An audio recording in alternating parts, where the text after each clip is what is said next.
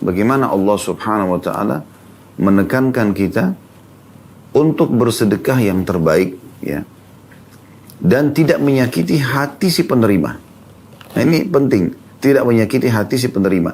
Kenapa banyak orang yang bersedekah menyakiti hati si penerima? Karena dia pikir yang menerima sedekah lebih perlu, lebih butuh daripada dia. Padahal sebenarnya kita lebih butuh. Ya, kita sebagai pemilik harta lebih butuh terhadap sedekah tersebut.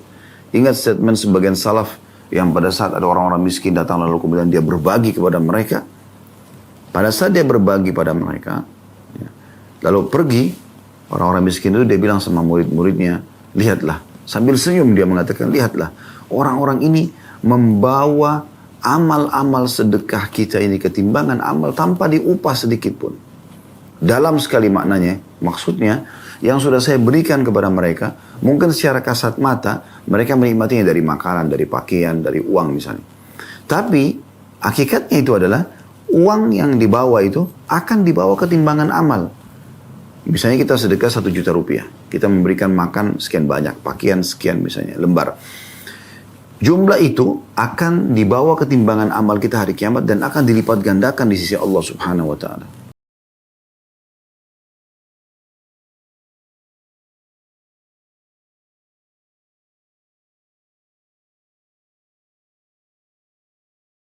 Assalamualaikum warahmatullahi wabarakatuh. Alhamdulillah wassalatu wassalamu ala Rasulillah. Segala puji dan puja kehadirat Allah Subhanahu wa taala, juga salawat dan taslim kepada Nabi besar Muhammad sallallahu alaihi wa ala alihi wa sahbihi wasallam.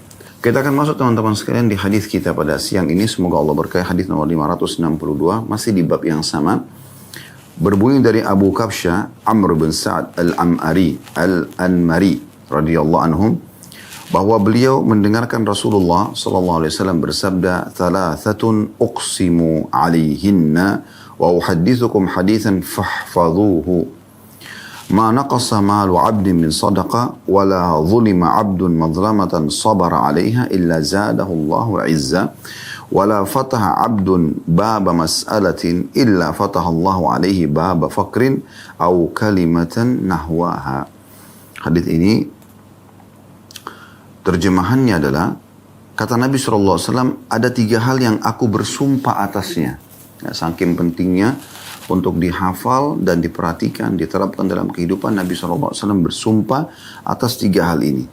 Dan aku akan menyampaikan sebuah hadis yang berisikan, ya, 3 hal yang aku akan bersumpah itu kepada kalian. Maka jagalah dan hafallah baik-baik hadis tersebut. Lalu beliau menyebutkan hadisnya. Harta seorang hamba tidak akan berkurang karena sedekah. Kemudian yang kedua, tidaklah seorang hamba dianiaya dengan sebuah penganiayaan lalu dia bersabar, melainkan Allah akan menambahkan kemuliaan kepadanya. Dan yang ketiga, tidaklah seorang hamba membuka pintu mengemis atau meminta-minta, melainkan Allah akan membuka pintu kemelaratan baginya, atau kata yang serupa dengannya. Ini hadis dari Abu Kabsha. Kemudian juga Imam Nawawi menambahkan, mengatakan, dan aku pun akan menambahkan sebuah hadis kepada kalian, maka peliharalah baik-baik. Dan Nabi SAW bersabda, maaf, saya ulangi, bukan Imam Nawawi, ini lanjutan hadis Nabi SAW, tapi Imam Nawawi memberikan paragraf baru, cuma ini sambungan hadis. Kata Nabi SAW selanjutnya, innamad dunya li arba'ati nafar. Abdin razaqahu Allah malan wa ilman, fahuwa yattaki fihi rabbah, wa yasilu fihi rahimah, wa ya'lamu lillahi fihi haqqan, fahada bi afdalil manazil. Wa abdin razaqahu Allah ilman, wa lam yarzukhu malan, fahuwa sadiqun niyya, yakulu law anna li malan la'amiltu bi amali fulan. فهو بنيته فأجرهما سواء وعبد رزقه الله مالا ولم يرزقه علما فهو يخبط في ماله بغير علم لا يتقي فيه ربه ولا يصل فيه رحمه ولا يعلم لله فيه حقا فهذا بأخبث المنازل وعبد لم يرزقه الله مالا ولا علما فهو يقول لو أن لي مالا لعملت فيه بعمل فلان فهو بنيته فوزرهما سواء. Hadis ini diriwayatkan Tirmidzi dengan sanad hasan. Terjemahannya, potongan yang kedua dari hadis. Kata Nabi SAW, sungguhnya dunia ini dimiliki atau dunia ini terdiri dari 4 golongan manusia. Yang pertama, seorang hamba yang dikaruniai harta dan ilmu oleh Allah Subhanahu wa taala, sudah kaya, pintar ya dalam ilmu agama, lalu dengan karunia itu dia bertakwa kepada Tuhannya, menyambung hubungan kekerabatannya dan mengetahui hak Allah di dalam harta dan ilmu tersebut. Ini adalah kedudukan yang paling tinggi, manusia yang terbaik. Kemudian yang kedua, seorang hamba dikaruniai ilmu oleh Allah dan tidak dikaruniai harta. Dia pintar agama tapi miskin secara ekonomi. Tetapi dia memiliki niat yang baik. Dia berkata, seandainya saya memiliki harta, niscaya saya akan berbuat seperti perbuatan fulan. Maksudnya golongan tadi yang diberikan ilmu dan harta. Maka golongan kedua ini pun mendapatkan pahala dengan niatnya itu. Dan pahala keduanya akan sama levelnya. Golongan ketiga, seorang hamba yang diberikan harta oleh Allah tapi tidak diberikan ilmu, kaya raya tapi tidak faham agama. Sehingga dia salah dalam menggunakan hartanya. Tanpa ilmu, dia tidak bertakwa kepada Allah. Atau dia tidak bertakwa kepada Tuhannya di dalamnya. Maksudnya dalam mengelola harta tersebut. Tidak menyambung hubungan kekerabatannya. Dan tidak mengetahui hak Allah di dalamnya. Ini adalah kedudukan yang paling buruk. Ini golongan ketiga. Cuma punya harta tapi tidak faham ilmu agama. Sehingga dia salah dalam mengelola hartanya. Kemudian yang keempat adalah seseorang hamba yang tidak diberikan harta maupun ilmu oleh Allah. Jadi miskin dan bodoh secara ilmu agama. Dia berkata, seandainya saya memiliki harta, niscaya saya akan melakukan seperti apa yang dilakukan oleh fulan. Dia melihat golongan yang ketiga, yang memiliki harta tapi tidak punya ilmu. Niscaya saya akan melakukan seperti perbuatan si fulan. Maka kata Nabi SAW, ya, dia akan mendapatkan dengan niat itu dosa. Ya. Dan maka dosanya ya, sama. Bagi yang pegang bukunya, kalau cetakannya sama dengan saya, di sini ada kekeliruan terjemahannya, ada kalimat yang kurang. Di sini, maka dia dalam kurung mendapatkan pahala. Sebenarnya dia dalam kurung tidak mendapatkan pahala. Jadi ada potongan kata-kata tidak. Dengan niat itu, bahkan justru dia mendapatkan dosa dan dosanya sama dengan golongan yang ketiga. Hadits ini teman-teman sekalian cukup panjang. Dan hadits ini memberikan banyak sekali pelajaran kepada kita. Dan seperti biasa, kita akan coba memberikan gambaran umum dulu dari hadits ini. Kemudian kita akan korek mutiara-mutiara ilmu yang ada di dalamnya. Secara umum teman-teman sekalian, hadits ini memberikan gambaran tentang salah satu pesan yang sangat mahal dari baginda Nabi SAW yang harusnya setiap muslim dan muslimah memperhatikan secara khusus. Karena Nabi SAW menyuruh menghafalnya dan menerapkan dalam kehidupan. Artinya jangan pernah ragu dengan apa yang aku sampaikan ini dan terapkan dalam kehidupan. Lalu mulailah dengan tidak akan berkurang harta karena sedekah. Ya. Tidak ada orang yang terzalimi kemudian dia sabar, kecuali pasti Allah akan ya, muliakan. Kemudian tidak ada orang yang membuka pintu minta-minta mengemis, kecuali pasti akan ya, dibukakan pintu kemiskinan, kemelaratan, gitu kan. Jadi, kapan dia mengemis sementara dia mampu, maka Allah akan bukakan pintu kemiskinan. Kemudian Nabi SAW menjelaskan manusia di dunia ada 4 golongan. Yang pertama yang Allah berikan ilmu dan harta, lalu kemudian dia sibuk bertakwa kepada Allah atau menghabiskan keduanya di jalan Allah. Menghabiskan tanda kutip di sini ya.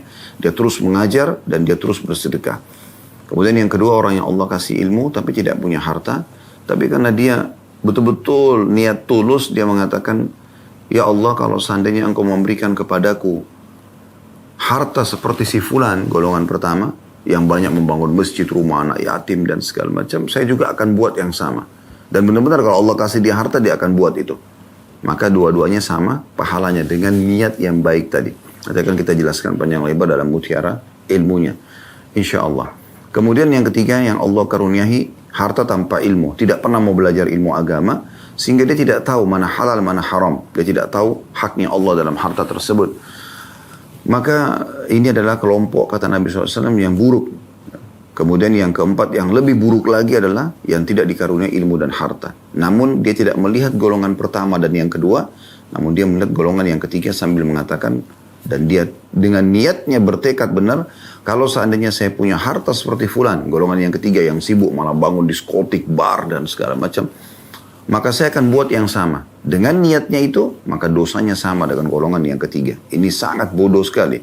Karena sudah tidak punya ilmu, tidak punya harta, lalu panen dosa sama dengan orang yang berlaku maksiat tadi.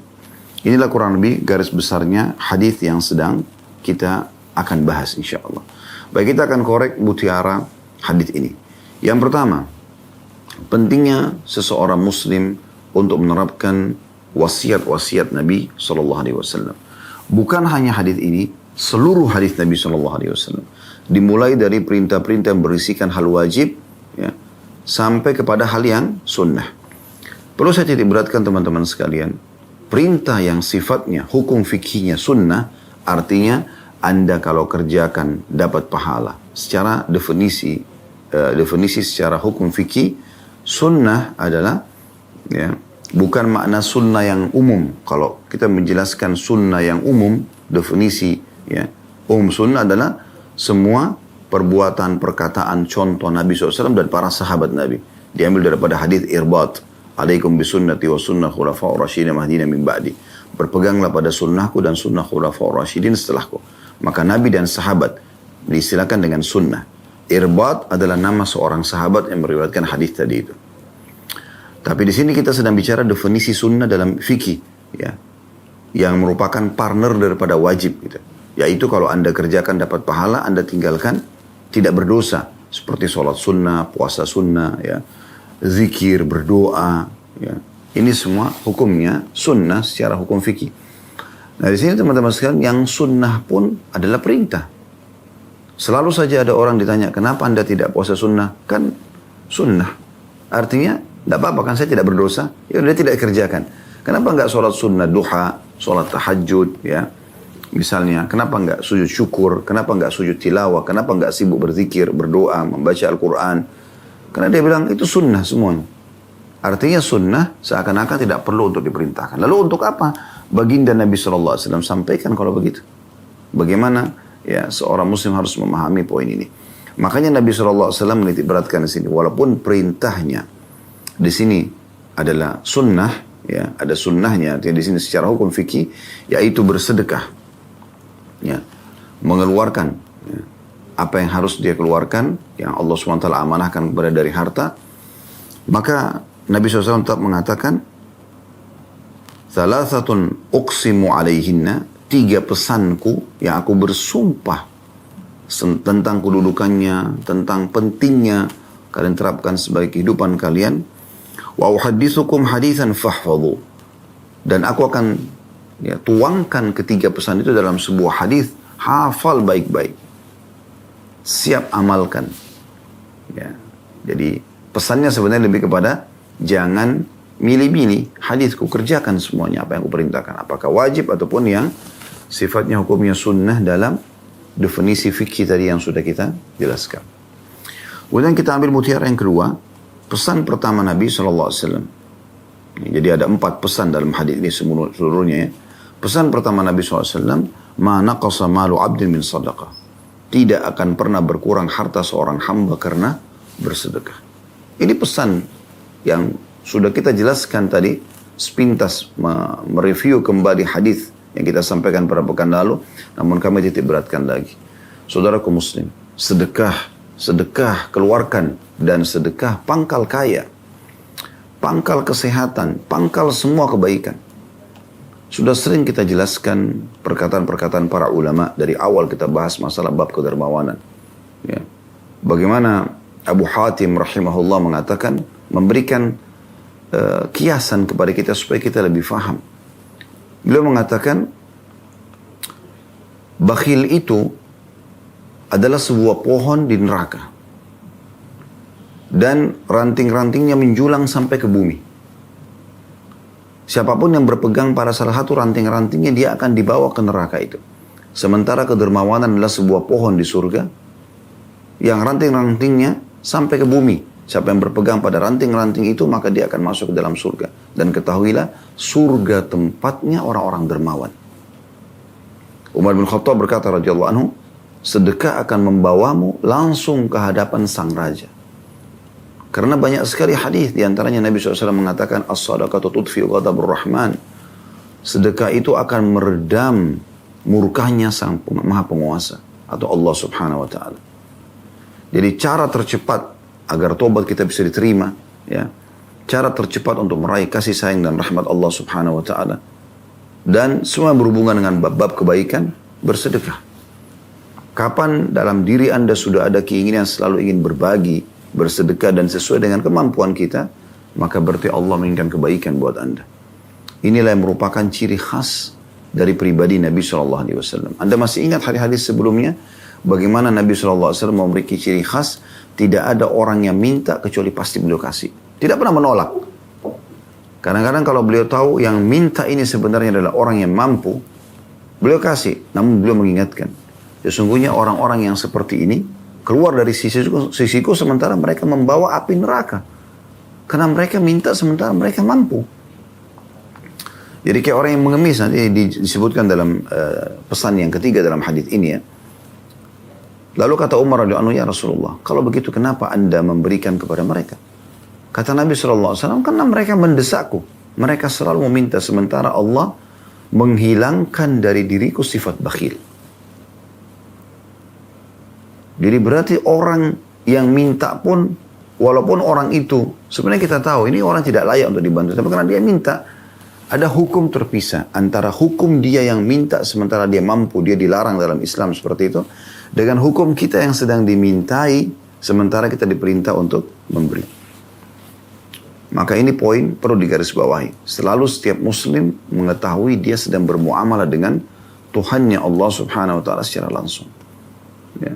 Jadi bukan bermuamalah dengan orang yang ada di depan dia, tapi dengan Tuhannya Allah subhanahu wa ta'ala. Baik. Ini pesan dari Nabi SAW. Oleh karena itu, latihlah diri Anda terbiasa sedekah. Dan ingat, sedekah ini punya tingkatan-tingkatan juga. Ya. Tahapan-tahapannya. Kalau Anda bersedekah, kapan ada kesempatan, atau kapan Anda mau, maka ini masih biasa saja. Karena kalau Anda punya keinginan nanti sebulan sekali, atau di hari Jumat saja, ya di kotak amal di masjid misalnya, maka cuma sepekan sekali Anda dicatat bersedekah. Begitu juga kalau Anda cuma sebulan sekali, atau kapan Anda mood misalnya, kapan Anda mau saja. Jadi kalau setiap kali ketemu orang miskin, mungkin sudah 10 orang miskin, mengetuk kaca mobilnya, bertemu di jalan minta tolong, sudah jelas dari pakaiannya, penampilannya, sudah tidak mampu gitu. Anda masih, nanti aja, nggak usah. Yang di depan aja, orang miskin yang satunya aja nanti, dan seterusnya. Maka pastikan Anda pada saat itu memiliki ciri-ciri yang mendekati kebakhilan, ya, kepelitan. Karena Nabi SAW tidak pernah diminta sesuatu kecuali beliau memberi. Jangankan orang yang tidak mampu, gitu kan. Orang yang mampu pun itu ya, diberi oleh Nabi SAW. Kalau ada orang mulai menjadwalkan sedekah dengan niat misalnya, setiap kali ada orang yang minta, saya akan memberi. Ini sudah mulai masuk ke tingkatan kedermawanan yang di bawah. Yang pertama, tahapan pertama gitu. Artinya kalau ada orang minta, dia coba akan memberi semampunya. Tapi ini belum sampai pada level tertinggi dari kedermawanan. Level yang terbaik dari kedermawanan adalah ya, dia memang keluar dari rumahnya atau pada saat dia sedang beraktivitas ya, selama dia nggak tidur, dia selalu bergejolak dalam hatinya ingin bersedekah, selalu ingin memberi. Nah, ini level terbaik dalam kedermawanan gitu. Dia yang menjemput bola. Dia nggak tunggu orang yang minta. Dia selalu sibuk melihat flyer-flyer yayasan sosial, rumah anak yatim, ya, dan segala macam yang dia sibuk selalu bersedekah. Dia sibuk selalu bersedekah. Dia jadwalkan misalnya langsung dia membantu beras setiap bulan di rumah anak yatim ini misalnya. Atau ada beberapa keluarga yang memang dia sudah punya kontaknya, dia tahu alamatnya, yang dia rutin memberikan bantuan bulanan misalnya. Sehingga orang seperti ini memang dia udah punya sifat kedermawanan yang sangat baik karena dia langsung menjemput bola gitu. Abdullah bin Umar dan Abdullah bin Abbas radhiyallahu anhum ajma'in, itu setiap hari ada orang miskin datang ke depan rumahnya minta, lalu beliau memberi, tidak pernah menolak. Di saat orang-orang miskin itu tidak sempat datang atau ada di antara mereka yang tidak datang dan dia tahu alamatnya, dia langsung ke sana. Dia datang jemput bola. Jadi dia nggak menunggu gitu. Karena kalau Anda menunggu, kalau Anda tinggal di satu komplek yang elit, ada security yang jaga, tidak memungkinkan Anda untuk, ya, atau tidak memungkinkan orang miskin untuk datang minta kepada Anda langsung, maka secara otomatis Anda tidak akan sedekah kecuali memang di saat ada peluang saja gitu. Maksudnya di saat Anda keluar misalnya, lalu menemukan orang miskin misalnya. Apalagi banyak sekali orang yang dihubungi oleh kerabatnya, yang minta tolong. Selalu saja ditolak, diblokir. Padahal sebenarnya kita sudah diajarkan dalam Islam dan sering kami ingatkan juga dari awal bab kedermawanan ini, bahwasanya kita harus menanamkan dalam diri kita teman-teman sekalian, kita pemilik harta lebih butuh terhadap sedekah tersebut daripada orang miskin yang menerimanya. Atau daripada si penerima. Kapan prinsip Anda adalah orang miskin itu yang butuh, maka ini jadi masalah. Karena Anda selalu kalau memberi, Anda akan marah, membuang muka, Anda akan kecewa, Anda akan menyakiti hati penerima. Sudah kami bacakan firman Allah subhanahu wa ta'ala dalam surah Al-Baqarah, kalau Anda masih ingat, dari ayat 262 sampai 273, seingat saya, atau 74, itu semua bicara tentang sedekah. Dan di antaranya di situ adalah bagaimana Allah subhanahu wa ta'ala menekankan kita untuk bersedekah yang terbaik, ya, dan tidak menyakiti hati si penerima. Nah, ini penting, tidak menyakiti hati si penerima. Kenapa banyak orang yang bersedekah menyakiti hati si penerima? Karena dia pikir yang menerima sedekah lebih perlu, lebih butuh daripada dia. Padahal sebenarnya kita lebih butuh. Ya, kita sebagai pemilik harta lebih butuh terhadap sedekah tersebut. Ingat statement sebagian salaf yang pada saat ada orang-orang miskin datang lalu kemudian dia berbagi kepada mereka. Pada saat dia berbagi pada mereka, ya, lalu pergi, orang-orang miskin itu dia bilang sama murid-muridnya, lihatlah. Sambil senyum dia mengatakan, lihatlah, orang-orang ini membawa amal-amal sedekah kita ini ketimbangan amal tanpa diupah sedikit pun. Dalam sekali maknanya, maksudnya, yang sudah saya berikan kepada mereka, mungkin secara kasat mata, mereka menikmatinya dari makanan, dari pakaian, dari uang misalnya. Tapi, hakikatnya itu adalah, uang yang dibawa itu akan dibawa ketimbangan amal. Misalnya kita sedekah 1 juta rupiah. Kita memberikan makan sekian banyak, pakaian sekian misalnya, lembar. Jumlah itu akan dibawa ketimbangan amal kita hari kiamat dan akan dilipat gandakan di sisi Allah subhanahu wa ta'ala. Masih ingat juga firman Allah subhanahu wa ta'ala yang artinya, siapa yang bersedekah atau perumpamaan orang yang bersedekah di jalan Allah itu seperti menanam sebuah benih yang akan mengeluarkan, ya, 7 bulir, yang dalam 1 bulir itu ada lagi, ya, 100, ya, ada 100 biji di dalamnya. Artinya bisa sampai 700 kali lipat di sisi Allah subhanahu wa ta'ala. Pemahaman ini harus ditanamkan baik-baik dalam bab sedekah di dalam diri kita semuanya. Semoga Allah mudahkan kita mengamalkan tentunya. Jadi sekali lagi, sedekah pangkal semua kebaikan. Ya. Bahkan saya temukan ada salah satu jemaah yang Masya Allah, bahkan lebih dari 1 orang, ya, sudah beberapa orang yang berbicara sama saya. Ada yang mengatakan, Ustaz, saya sudah dengarkan tentang sedekah yang Ustaz sampaikan. Saya setelah terapkan dalam kehidupan saya seperti orang ketagihan dengan sedekah. Rasanya tidak enak kalau sudah tidak sedekah. Dan Masya Allah memang saya tahu orang ini luar biasa rezekinya. Hanya duduk di rumah, aktivitas saya tidak terlalu banyak, tapi masuk miliaran setiap bulannya. Allah mudahkan. Kuncinya sedekah terus. Ya. Dan dia kalau sedekah tidak tanggung-tanggung gitu. Dia cari seseorang yang butuh, kemudian dia memberikan sedekah kepada orang tersebut. Ya. Sebuah berupa bantuan misalnya, setelah itu dia biarkan berkreasi gitu. Dan kreatif. Berkreativitas gitu. Kemudian ada juga yang lainnya, yang satu lagi mengatakan pada saya betul-betul merasa sedekah ini solusi yang luar biasa buat saya. Gitu. Sampai kalau ada masalah apapun yang saya hadapin, makin besar masalah, makin banyak sedekah yang saya keluarkan. Dan ternyata betul-betul memberikan jalan keluar yang sangat luar biasa gitu. Nah ini banyak sekali kesaksian-kesaksian yang seperti ini, yang sampai kepada kami gitu kan. Yang betul-betul memang saya melihat juga dengan mata kepala saya, para jemaah haji, jemaah umroh kami, subhanallah, yang memang di sana pun suka sekali bersedekah kepada jemaah-jemaah sendiri. Beli kurma ajwa yang mungkin dalam pandangan sebagian orang mahal, dibagi-bagi di bus, berbagi segala macam kebaikan gitu.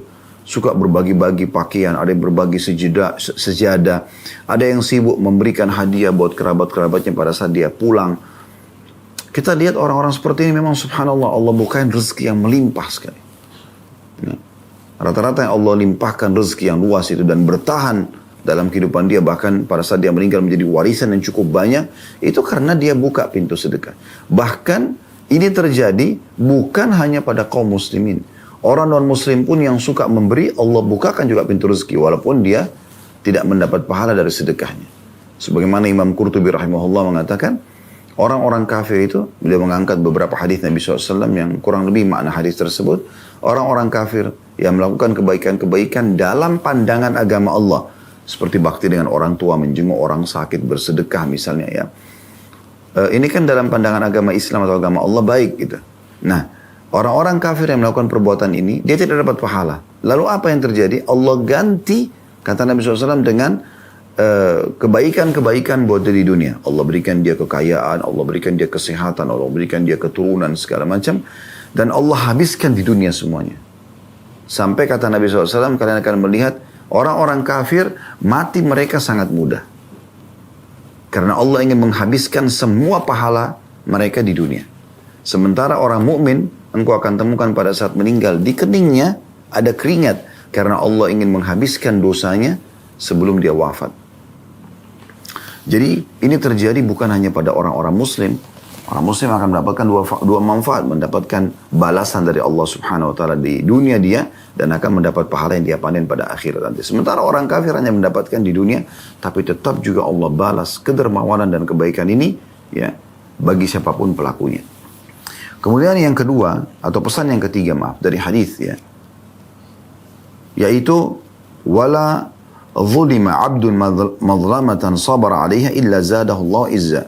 Dan tidak ada seorang hamba pun yang terzalimi, apapun sifatnya, kezaliman kecil ataupun besar, kemudian dia bersabar, kecuali pasti Allah akan tambah untuknya kemuliaan. Ada orang yang gosipin Anda, ada orang yang fitnah Anda, ada orang yang menyakiti Anda, mengambil harta Anda, utang tidak bayar, apa saja.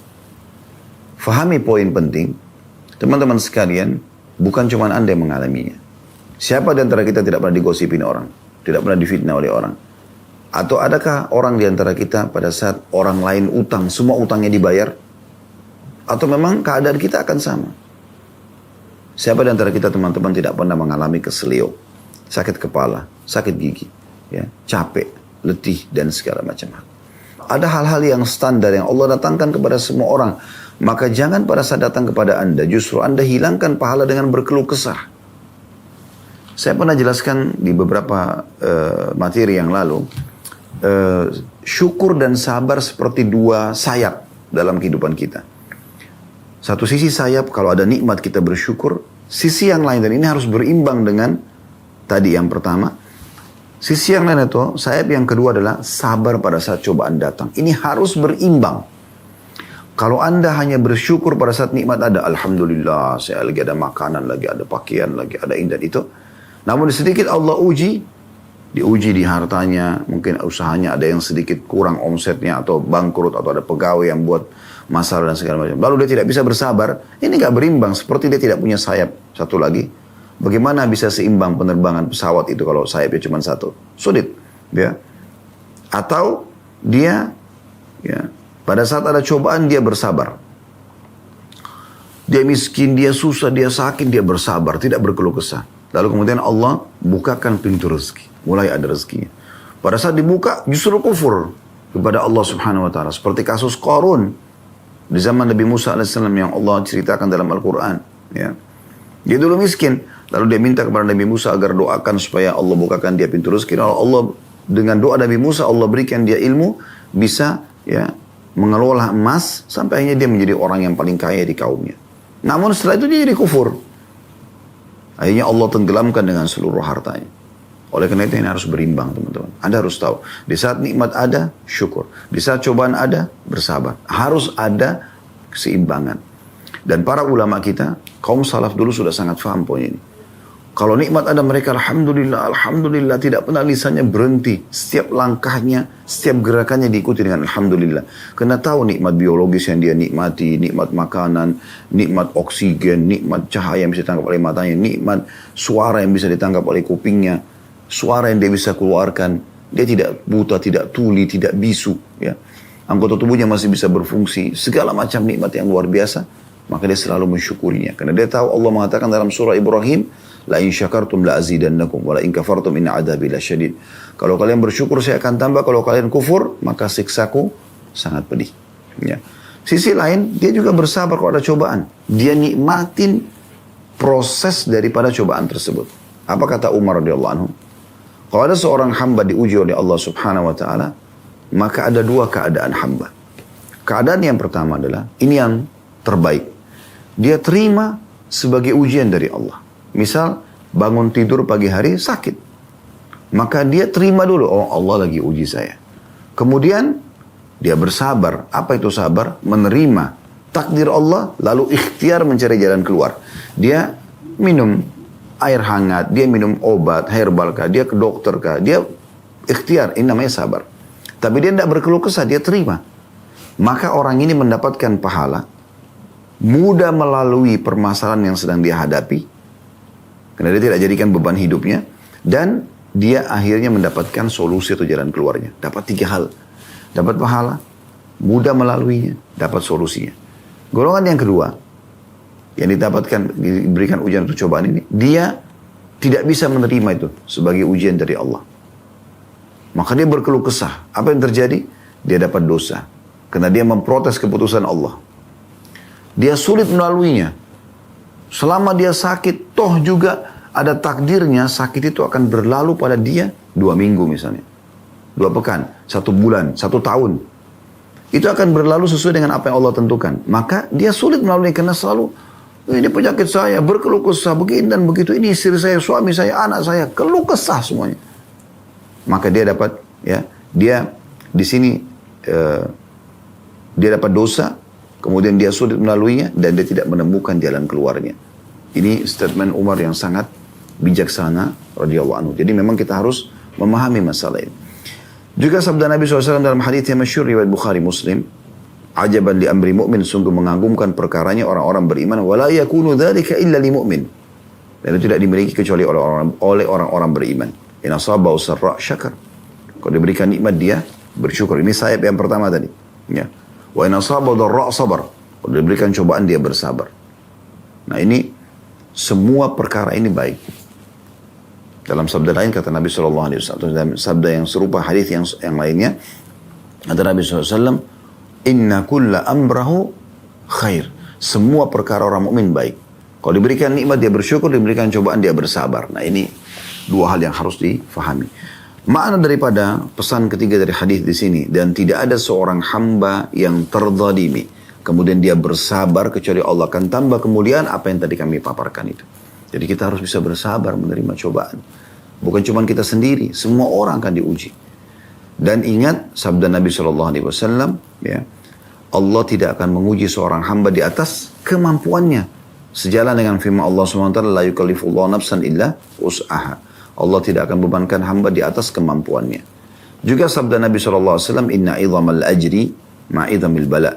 Ketahuilah besarnya kadar balasan dari Allah sesuai dengan besarnya ujian yang ada.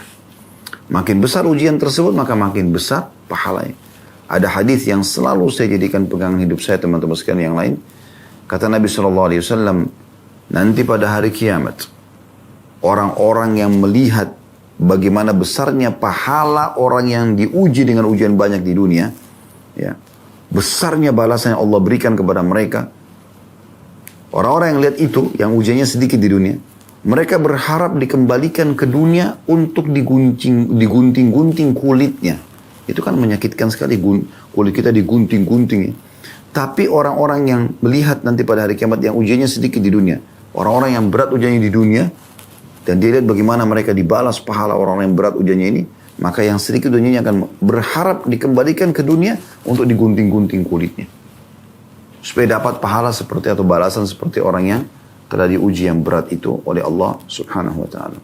Baik teman-teman sekalian, kita akan lanjutkan ke mutiara yang keempat dari hadis, yaitu potongan sabda Nabi SAW, wala fatah abdun baba mas'alatin illa fatah Allah alaihi baba faqrin au kalimatan nahwaha. Dan tidak ada seorang hamba yang membuka pintu minta-minta, mengemis, kecuali pasti Allah akan bukakan baginya pintu kemelaratan atau kemiskinan. Atau kalimat yang serupa dengan itu yang disampaikan oleh Nabi SAW. Ini kata sahabat Nabi Abu Kabsh. Pesan ini penting sekali teman-teman sekalian. Anda hanya boleh membuka pintu minta di saat ya Anda memang membutuhkannya. Dalam arti kata, ada alasan, terutama meminta harta ya, mengemis di sini. Kalau kondisi Anda bangkrut usaha, sekarang Anda terlilit utang sana sini. Kalau Anda tidak minta bantuan orang akan repot. Itu dibolehkan. Atau Anda punya permasalahan Anda pribadi. Anda tidak bisa lagi hidup tanpa minta pada orang, karena susah sekali hidup gitu. Atau ada orang-orang yang Anda tanggung, kayak istri, anak, yang memang mengharuskan ya, Anda ini untuk ya, meminta, karena Anda tidak punya kemampuan, sudah coba melamar kerja sana sini tidak bisa dapat. Itu pun ada batasannya. Nabi SAW mengingatkan dalam penjelasan hadis. Yang tadi yang saya sampaikan sebenarnya isi daripada sebuah hadis ya. Sampai dia punya kemampuan. Di saat punya kemampuan maka tidak boleh lagi dia buka pintu-pintu meminta. Ini saking pentingnya gitu. Dan para sahabat saking pekahnya memahami hadis-hadis seperti ini, sampai seseorang di antara mereka ya itu jatuh pecutan ya atau tongkat kecilnya pada saat dia sedang di atas unta misalnya, jatuh, dia tidak meminta tolong pada orang, dia turun dan ambil sendiri gitu. Di sini teman-teman sekalian, bukan berarti Anda tidak bisa meminta tolong, enggak, bisa saja. Anda minta tolong seperti orang tua kepada anak, atasan pada bawahannya, sahabat pada sahabat, itu biasa. Tapi yang dimaksudnya adalah orang memang mengemis. Dia cuma mampu tapi minta. Saya pernah kasih contoh ya. Seperti misalnya dia datang ke rumah temannya. Dia orang mampu. Tapi begitu dilihat ada gelas yang bagus, vas bunga, atau apalah kira-kira yang bagus. Oh ini bagus, ini buat saya aja ya. Padahal sebenarnya dia mampu beli. Tapi dia minta. Nah ini dia membuka pintu-pintu mengemis tadi itu. Dan ini tidak dibolehkan. Ini tidak dibolehkan. Ya, ini yang dimaksudkan di sini. Jadi kalau ada orang yang coba membuka pintu itu, maka sama saja dia membuka pintu kemiskinan. Ini pesan yang atau mutiara yang keempat. Mutiara yang kelima adalah golongan yang pertama dari 4 golongan manusia yang umumnya ada di muka bumi ini. Ini pesan yang kelima daripada hadis, yaitu orang yang Allah karuniai ilmu dan harta. Ini teman-teman sekalian, ini saran kami, selalu jadikan sebagai potongan doa Anda. Ya Allah karuniakanlah aku ilmu dan harta. Ya Allah karuniakanlah aku ilmu dan harta. Selalu itu dibahasakan dan dibahasakan lagi ya. Dan jadikanlah aku, atau disampaikan juga dalam lanjutan doanya, dan jadikanlah aku orang yang menghabiskan keduanya di jalanmu. Ya. Kalau Allah kabulkan doa ini, Allah jadikan Anda seorang alim, Allah jadikan Anda seorang yang kaya. Apa kata Nabi SAW? Fahadha bi'afdhalil manazil. Ini orang yang paling baik kedudukannya. Di sisi Allah subhanahu wa ta'ala, orang yang paling baik. Maka ini, kejar target ini. Selalu belajar ilmu agama, dan selalu berusaha punya pendapatan. Ingat statement yang kami sering sampaikan dari para salafus salih. Ya. Tidak ada kebaikan bagi orang yang tidak mencari harta. Ya.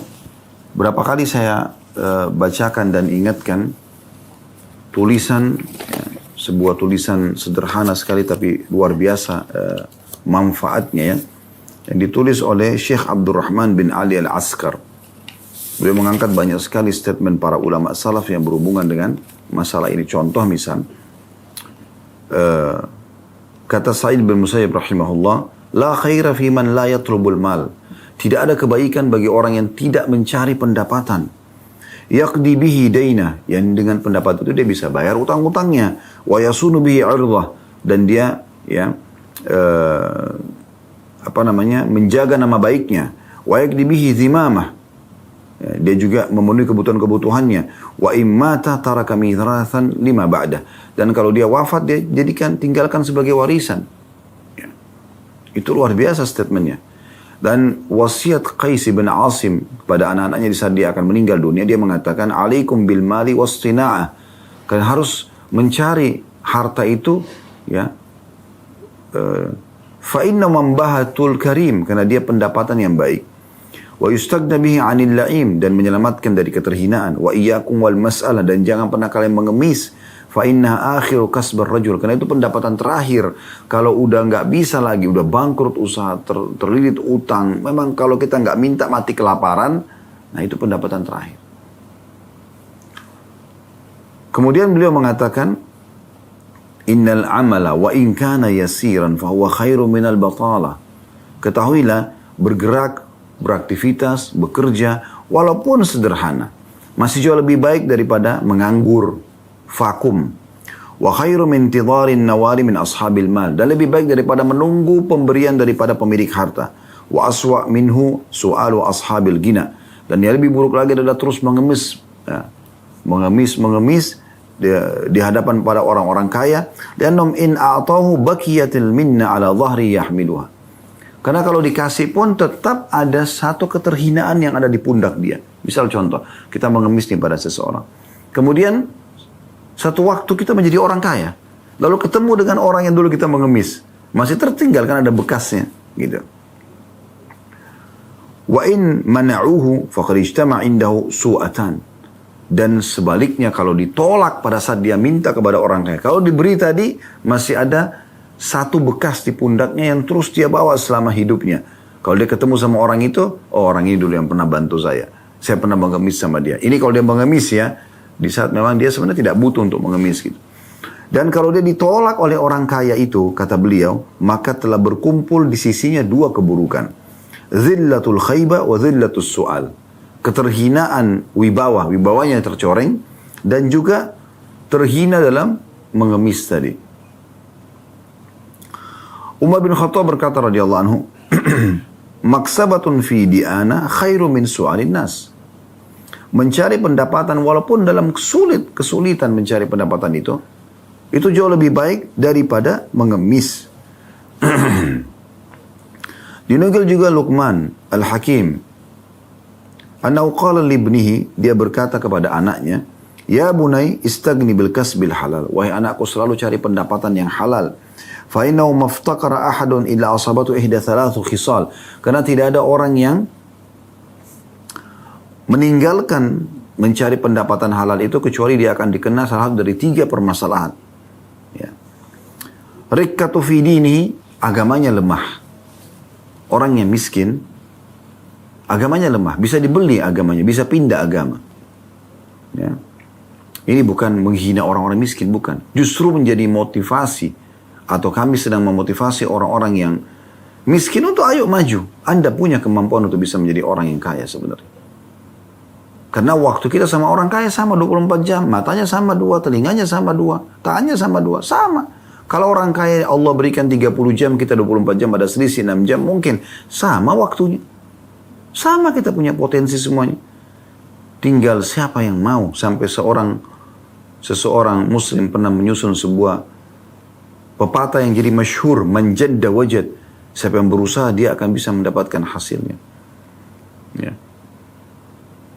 Dan saya pernah duduk, lalu terlintaslah sebuah ibarat gitu dalam benak saya, yang saya sampai tulis di kertas gitu. Ya. Man nawa wa taba'a wasal. Siapa yang niat, lalu kemudian dia mengikuti niat itu, dia terus berusaha untuk mencapai targetnya, maka dia akan mendapatkan. Saya merasain subhanallah, perkataan ini entah bagaimana tiba-tiba saya lagi waktu itu nyetir mobil, lalu terlintas di benak saya, lalu saya tulis gitu. Saya jadikan sebagai sebuah pegangan hidup saya. Kalau sudah niat, sosialisasikan dalam kehidupan, kita akan mendapatkan hasilnya. Allah subhanahu wa ta'ala maha baik. Ya. Kemudian juga ada statement yang sempat terlintas di benak saya juga, saya tulis waktu itu. Man bada'a, ya, wataba'a, nawal, gitu. Siapa yang memulai sesuatu, kemudian dia terus mengikuti proses sesuatu yang sudah dia mulai itu, dia masuk jenjang pendidikan, dia mulai buka usaha, dia terus mengikuti, dia akan mendapatkan hasil daripada apa yang dia kerjakan tersebut. Ya. Kemudian yang kedua kata beliau, jadi 3 hal yang menimpa seseorang yang meninggalkan pendapatan halal. Ya. Selain agamanya lemah, yang kedua dha'fu fi aqlihi, lemahnya akalnya. Subhanallah, para pengangguran itu lemah akal. Saya tidak bicara siapapun, ini secara umum. Orang kalau biasa nganggur, muncul sifat malasnya. Dan kalau sudah malas, cuma duduk, nongkrong, orang kasih, dia tidak biasa gunakan akalnya untuk berpikir bagaimana berusaha, bagaimana mendapatkan pendapatan, bagaimana mengembangkan kalau dia sudah punya pendapatan menjadi lebih besar lagi, bagaimana dia kalau sudah sekolah, dia kejar terus jenjang pendidikan yang lebih tinggi. Dia tidak berpikir, akalnya jadi lemah. Akal kita ini kalau tidak diasah, menjadi lemah. Ini perkataan bijak sekali gitu. Kemudian yang ketiga adalah awwahaun fi muru'ati, atau tercoreng ya nama baiknya, harga dirinya. Ya, ini kalau orang tidak punya pendapatan, ya. Wa a'zam min hadza istighfafun nasu bihi, dan lebih berat daripada itu adalah bagaimana manusia menghinanya.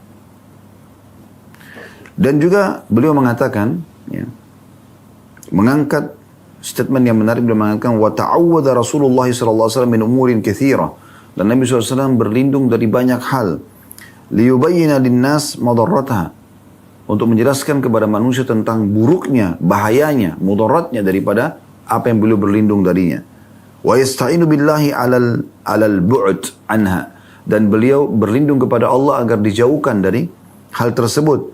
Rawa al-Imam Ahmad dan Imam itu tertuliskan dari riwayat Imam Ahmad, anna Rasulullah SAW qala, bahwasanya Rasulullah SAW bersabda, ta'awwadu billahi minal faqri wal qillati wal dhillah. Berlindunglah kepada Allah dari kefakiran, dari kekurangan, dan dari keterhinaan. Maksudnya jangan jerumuskan dirimu dalam masalah ini. Jangan pernah kau fakir, jangan pernah kau dalam keadaan kekurangan, dan jangan pernah kau menghinakan dirimu. Jadi ini Nabi SAW minta kepada Allah dan menyuruh kita agar berlindung kepada Allah dari 3 hal ini. Ya, al-faqr, kemiskinan, al-killah, kekurangan, dan juga az-zillah, keterhinaan. Juga Nabi SAW beliau mengatakan, ya, dalam riwayat An-Nasai dan juga Abu Daud, warawa An-Nasai wa Abu Daud annahu sallallahu alaihi wasallam qala Allahumma inni a'udzubika minal ju'i fa innahu bi'sad daji'. Ya Allah, aku berlindung kepadamu dari kelaparan karena dia adalah seburuk-buruk keadaan. Waruya aidan annahu sallallahu alaihi wasallam qala, dan diriwayatkan juga bahwasanya Nabi SAW berkata, Allahumma inni a'udzubika minal 'ajzi wal kasal. Ya Allah, aku berlindung kepadamu dari sifat ajiz. Ajiz itu kayak orang yang putus asa, dan kasal, malas. Wal jubni wal bukhul, pengecut dan juga pelit. Wa ghalabati daini wa qahri rijal. Ya, dan terlilit utang juga dikuasai oleh orang-orang. Kemudian beliau mengatakan, innahu la yaliku birrajulil akil, sesungguhnya tidak layak bagi seseorang yang berakal, ay yarda li nafsi an yakuna himlan 'alal mujtama'. Sesungguhnya tidak layak bagi orang yang berakal menjadikan dirinya sebagai beban di tengah-tengah masyarakat. Sakilan la faidata min, memberatkan dan tidak ada faidah yang bisa diambil darinya. Farigan anisyugul, kosong dari aktivitas, nganggur. Yaqulu Umar radhiyallahu anhu, Umar berkata radhiyallahu anhu, inni la ara ar-rajula fayujibuni syakluh. Sesungguhnya aku melihat seseorang lalu aku kagum dengan penampilannya. Fa idza sa'altu anhu faqila la 'amala lahu saqata min 'aini. Lalu kalau aku tanyakan tentang keadaannya dan dikatakan dia pengangguran, maka jatuhlah dia di mataku. Ini kata Umar radhiyallahu anhu, dan banyak sekali statement-statement seperti ini yang kalau kita ingin korek maka tidak terhingga jumlahnya. Yang seharusnya kita memahami baik-baik, dan hampir seluruh tulisan yang ditulis oleh Syekh Abdurrahman ini sudah pernah kami bacakan lengkap dan sangat menarik untuk disimak, dan kami sudah jadikan sebuah tema khusus Ya, kalau Anda lihat di playlist YouTube judulnya Katakan Iya untuk Sukses. Jadi panjang lebar kami paparkan di situ. Kita ambil sekarang faedah yang keenam dari hadis adalah golongan yang kedua dari kalangan manusia, itu yang Allah karuniai kepada dia ilmu, tapi tidak ada hartanya. Artinya dia belajar agama, sibuk menuntut ilmu sampai dia menjadi seorang alim. Namun karena sibuknya dengan ilmu dia tidak sempat bekerja. Di sini teman-teman sekalian bukan berarti boleh orang miskin, tidak. Boleh orang cuma nuntut ilmu, tidak usah nuntut harta, tidak. Tentu orang miskin itu umum, pasti akan ada kaidah miskin itu sunnatullah. Tapi di sisi lain Allah motivasi kita. Sebagaimana juga ada orang sakit dan sehat, tapi kan Allah motivasi kita untuk sembuh. Dan Allah motivasi kita untuk menjaga agar jangan kena sakit. Tapi kalau sudah sakit kita bersabar, kan begitu. Nah, kalau ada orang yang Allah karuniai ilmu, dia seorang alim tapi hartanya tidak banyak. Ada yang mencukupi dia tapi tidak banyak. Sementara di dekat dia ada golongan pertama yang Allah kasih ilmu, pintar sekali agama, dikasih juga harta. Dan dua-duanya habis di jalan Allah. Dia sibuk ngajar, sibuk bersedekah. Golongan kedua ini melihat golongan pertama tadi, yang cuma punya ilmu ini, melihat. Dan dia niat tulus dalam hatinya. Ya Allah, antara dia sama Tuhannya, dia mengatakan, ya Allah, andai saja engkau berikan aku harta juga seperti si fulan, golongan pertama, saya benar-benar akan buat seperti dia. Karena dilihat si fulan yang ini bangun masjid, ya, buat pesantren, semuanya digratisin, bagi makanan cuma-cuma, banyak kegiatan sosial yang dia lakukan gitu.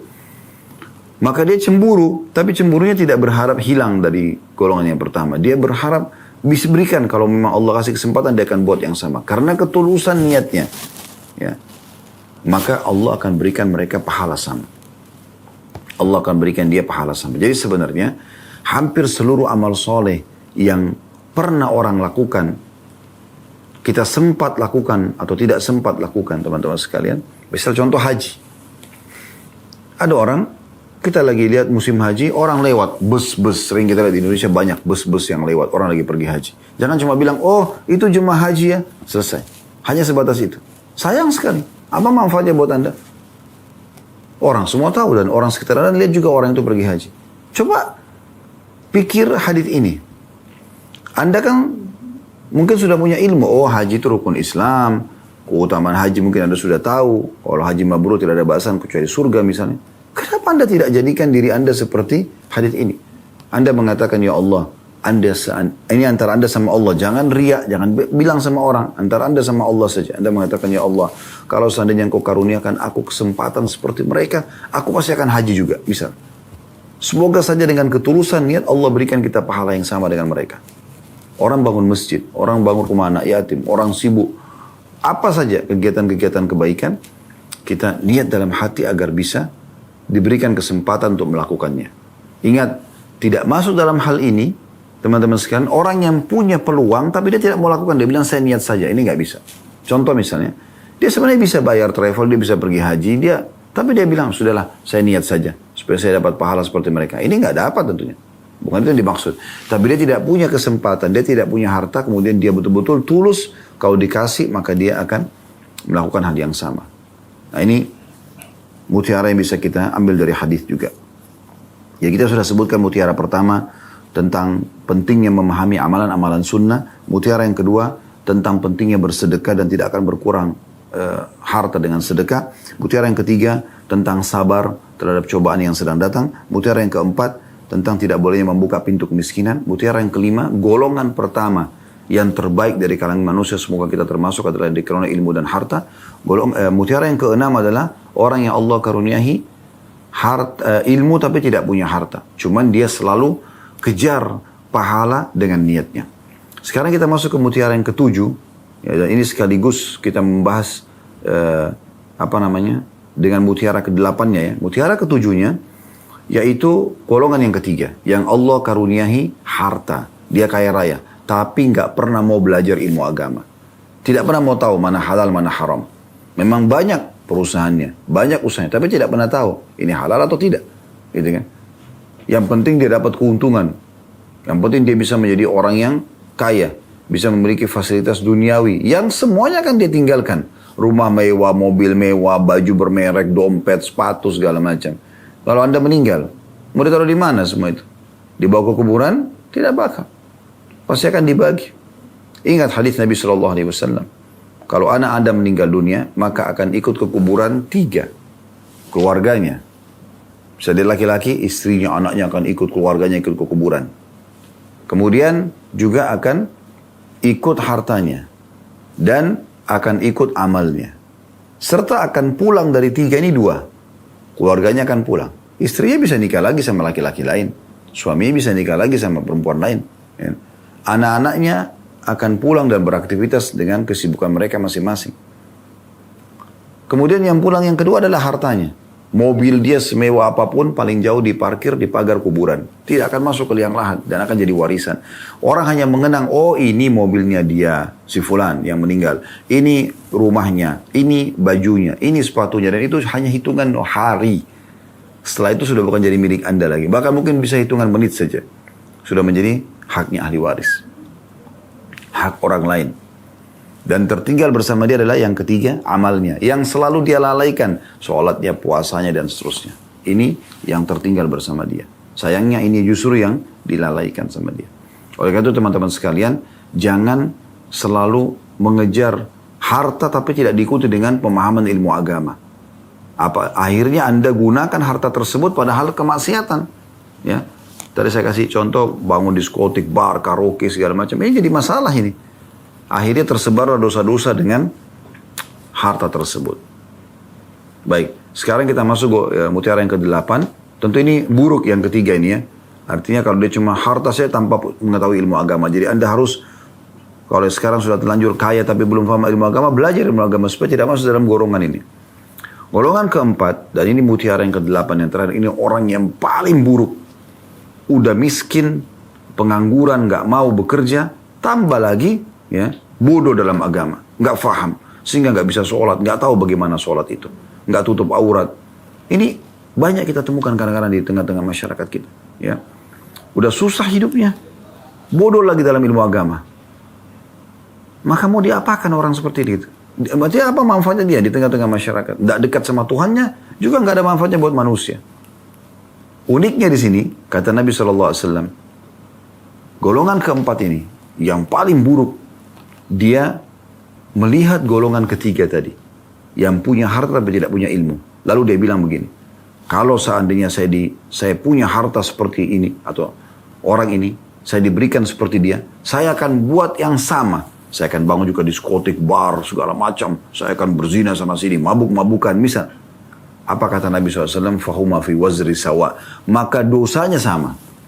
Ini udah nggak punya harta. Dia juga nggak buat kejahatan. Tapi dengan niatnya. Dia bertekad kalau dikasih dia akan lakukan, maka Allah samakan dosanya. Wa na'udzubillah. Ini golongan yang paling buruk tentunya. Allahu a'lam.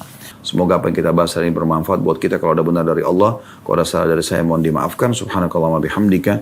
Asyhadu an la ilaha illa anta astaghfiruka wa atubu ilaik. Assalamualaikum warahmatullahi wabarakatuh.